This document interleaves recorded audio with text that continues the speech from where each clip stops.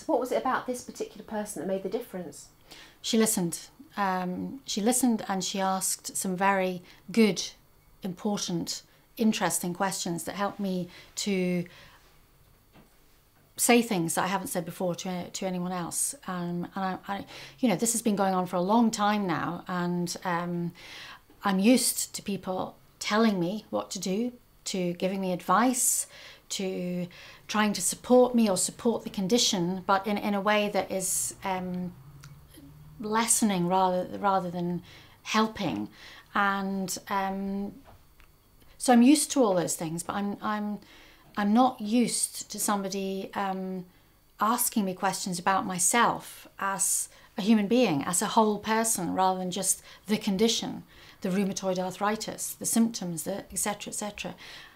And it was fantastic because she asked me questions about my life, my relationships, my job, and I was able to tell her things that I haven't told other people. So, for example, I spoke about Dave and the fact that because Dave is such a physical person, I have taken some risks in terms of doing a bit of cycling that's absolutely knackering, but I've done it. I expected her to be really judgmental, as other people have been, about me doing too much, and she wasn't. She said, that's great. If that's part of your life, that is great. You need to be doing things that are meaningful to you and that create your life as you want it, support it as you want it.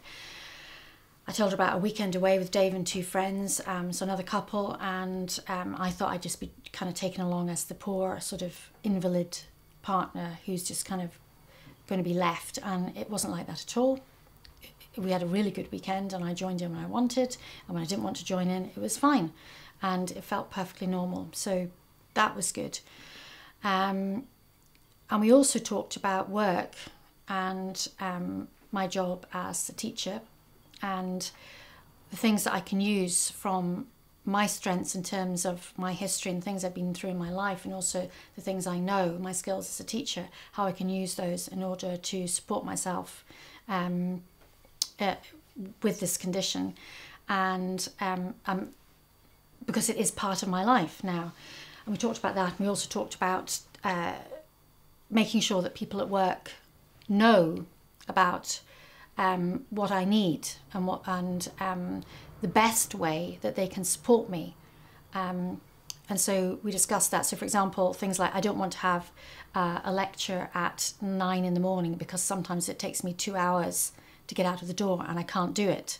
Sometimes I can't get out of the door at all, and that's just part of the way things are. Some days are really good, some days are not.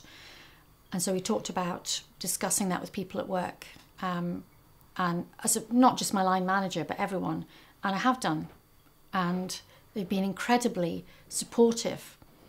Rather than treating me as some sort of sick person, they've been really supportive of what do I need in order to do my job professionally. So that's been great too. So I think that difference in approach has really, I suppose use the word, empowered me to think about my life as it is now, and to make sure I can have the best life I can.